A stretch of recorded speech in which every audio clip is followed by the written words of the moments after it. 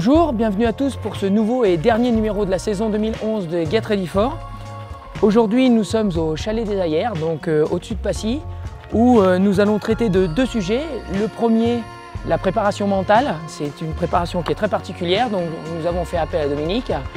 Et la seconde partie, c'est la programmation de votre saison à venir. Donc pour ça, on est parti, en avant.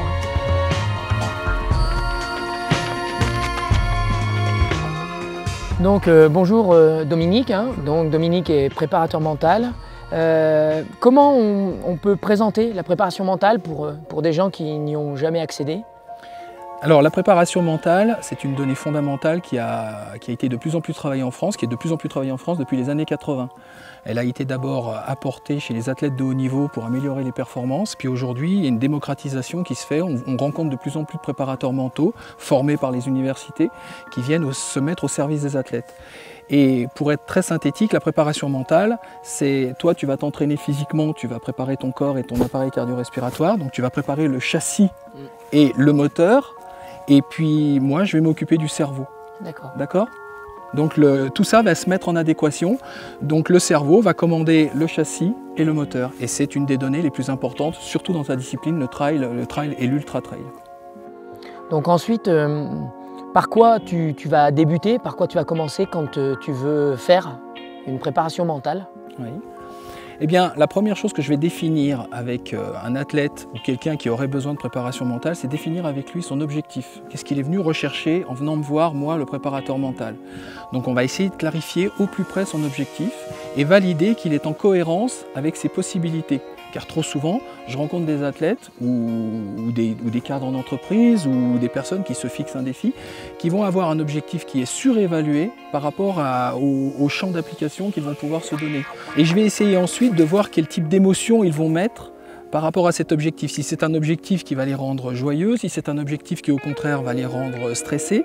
Et je vais essayer de gérer avec eux tous les aspects émotionnels qu'ils vont avoir à vivre pendant le déroulement et la phase de la réalisation de ces objectifs. D'accord. Et donc, pour parvenir justement à améliorer la partie mentale, quelles sont les méthodes que tu vas utiliser pour pouvoir justement optimiser au maximum et rentabiliser tout le côté émotionnel? Alors, je vais utiliser diverses méthodes qui vont être toujours adaptées finalement à la personne. Il y a certaines personnes qui sont plus sensibles que d'autres aux méthodes que j'utilise. Les principales méthodes vont être la relaxation, donc j'ai différents outils de relaxation. L'imagerie mentale, c'est une notion fondamentale. Des outils de la programmation neurolinguistique, donc la PNL entre guillemets. Je vais utiliser aussi des outils comme une forme d'hypnose légère, enfin tous les outils qui sont donnés au préparateur mental. Et donc, je prends un exemple concret. Si une personne vient de voir que sa dernière épreuve s'est moyennement bien passée, ou même éventuellement il a abandonné, et que son objectif principal c'est le The North Face Ultra Trail du Mont Blanc, il va falloir reprendre les choses, ou tout au moins débuter des choses au niveau prépa mental. Par quoi tu vas passer pour, je dirais, faire valider justement tous ces aspects? Alors je vais travailler avec lui déjà pour évaluer l'impact émotionnel, ce qu'il vient de vivre, s'il est en colère, s'il est déçu, s'il est dégoûté. C'est quelques-unes des grandes émotions qu'on a tous à vivre au quotidien.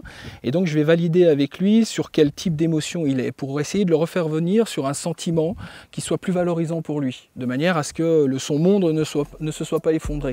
C'est qu'un point de passage qu'il n'a pas forcément validé, donc on va retravailler sur une règle que je me suis fixée, que j'ai créée, que j'ai appelée la règle des 3 C. Alors ça tombe bien, ça fait l'ACCC, comme au North Face Ultra Trail du Mont Blanc.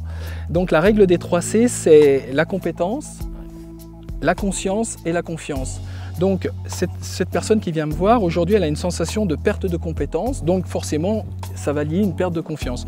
Je vais revenir avec lui sur les compétences préalables, celles qu'il avait avant de vivre ce pseudo-échec, de manière à valider avec lui ses compétences. Il va en reprendre conscience et ce degré de conscience qui va s'élever va lui apporter un niveau de confiance supplémentaire. Mais c'est un travail assez précis et assez pointu qui, lorsqu'il a été bien fait, redonne immédiatement le sens à l'action qu'on est en train d'entreprendre.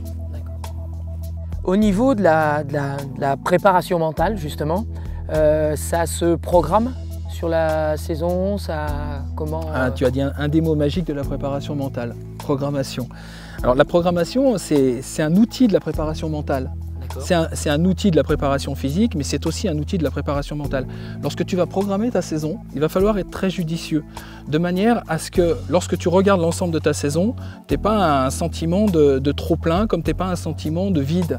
Donc ta saison doit être très très bien organisée, de manière à ce que tu arrives au moment de tes dernières échéances, qui vont être, comme on l'a évoqué jusqu'à présent, le The North Face Ultra Trail du Mont Blanc, que tu aies envie. Donc il va falloir être très judicieux de manière à éviter le burn-out. Donc la programmation, on va la faire ensemble avec le préparateur physique qui va organiser ses séances de préparation physique tout au long de la saison.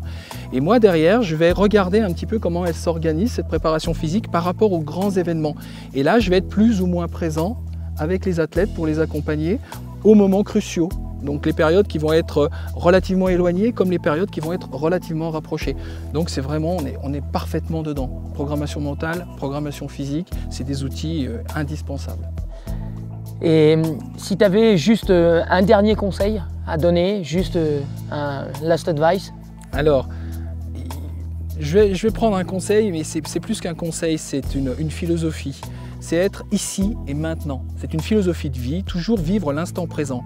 Mais c'est encore plus valable lorsque tu vas faire l'Ultra Trail, The North Face Ultra Trail du Mont Blanc.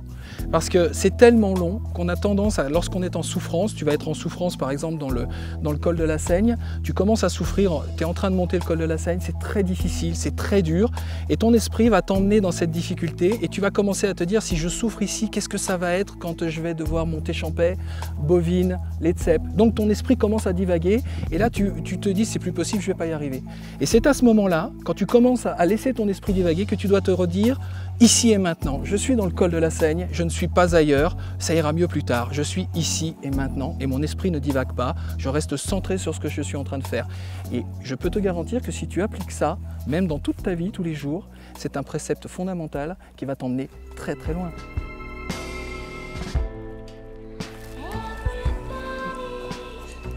Donc nous voilà au terme de ce dernier épisode de Get Ready For.